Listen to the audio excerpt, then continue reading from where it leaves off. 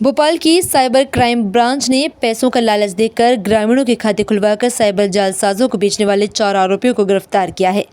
Police को आरोपियों द्वारा देश भर में करीब 40 खाते बेचे जाने की जानकारी मिली। आरोपियों में एक युवक एलएलबी का छात्र भी शामिल है। साइबर एसीपी सुजीत तिवारी ने बताया कि ये गिरोह ग्रामीणों के बैंक खाते खुलवाकर ठगों को बेचता। देवास से पकड़ा गया रोहित जायसवाल इस गिरोह का सरगना है। एलएलबी कर रहा रोहित ठगी की गई रकम को क्रिप्टो करेंसी में बदलने का काम करता। वह देश भर के ठगों को किराए पर खाते भी उपलब्ध करवाता, जिसके एवज में उसे 5 से 7 हज़ार रुपये मिलते। आरोपियों के बेचे गए खातों से करोड़ों रुपए के लेन देन किए जा चुके हैं। पुलिस इन खातों की बारीकी से जांच कर रही है। ये भी पड़ताल की जा रही है कि क्या इन खातों से विदेशों में भी ट्रांजैक्शन हुए हैं।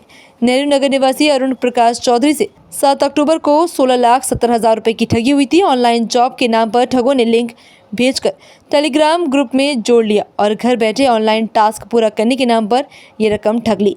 शिकायत पुलिस तक पहुंचने के बाद मोबाइल नंबर और टेलीग्राम ग्रुप के आईपी एड्रेस के आधार पर पुलिस आरोपियों तक पहुंची। क्राइम ने 4 आरोपी पकड़े हैं। उसमें पूर्व में भी इस तरीके की शिकायतें और अपराध में हमने कार्रवाई की है और अभी पुनः कार्रवाई की। ये क्या करते थे, आरोपी जो हैं ये एक व्हाट्सएप ग्रुप के माध्यम से टेलीग्राम ग्रुप पे ज्वाइन करवाते थे, लिंक देते थे टास्क फ्रॉड और इन सब चीज़ों के लिए, और उसमें लोगों को जुड़वा के और टास्क के नाम पे उनसे पैसा लेके और फिर उस पैसे को जो खरीदे हुए खाते हैं उनमें इस्तेमाल करके फिर एक जो आरोपी था वो उसको क्रिप्टो करेंसी में परिवर्तित कर देता था, जिस पर शिकायत भोपाल के एक आवेदक ने की थी, जिसमें विवेचना के दौरान ये पाया गया, जिसमें 4 आरोपियों को मंदसौर और उज्जैन से गिरफ्तार किया गया।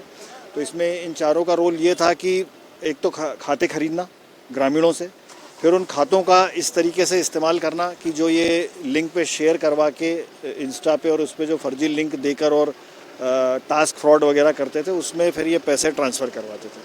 तो उस शिकायत पर टेक्निकल आधार पे इन तक पहुंचा गया और इनको गिरफ्तार किया गया है। और इसमें अभी हम लोग टेक्निकल जांच और कर रहे हैं कि कई और जो इन्होंने फ्रॉड किए हैं तो वो अभी हमारे JMI पोर्टल के माध्यम से और जो इनके पास से मोबाइल और सिम अन्य चीज़ें जब्त हुई हैं उसमें और देख रहे हैं कि कितने लोगों के साथ इन्होंने इस तरीके की धोखाधड़ी और की। ये महंगे शौक पूरा करने के लिए इस तरह की वारदातें करते थे।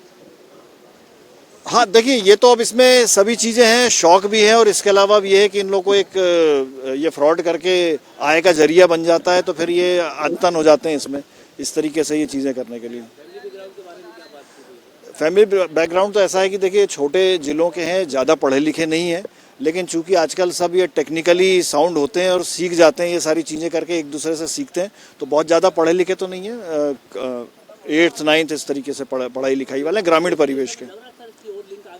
हाँ लिंक है इसमें। अब ये तो क्या है, आपस में जुड़ते चले जाते हैं और गैंग बना लेते हैं इस तरीके का और क्राइम करते जाते हैं। और टेक्निकल साक्ष्य में हम लोग जब सर्च करते हैं तो इसमें हम लोगों को पता लगता है कि अन्य और जो ये खाते हैं या मोबाइल हैं इनका कहाँ पर और इन अन्य अपराधों में इस्तेमाल हुआ है। तो जैसे जैसे चीज़ें आएंगी उसके बाद आगे फिर उसको देखेंगे, और अगर दूसरे स्टेट से कहीं ऐसी चीज़ें जुड़ती हैं कि अगर इन खातों का इस्तेमाल हुआ तो अब हम लोग दूसरी स्टेट की पुलिस से भी संपर्क करते हैं ताकि वो लोग भी कार्रवाई करें इनके ऊपर।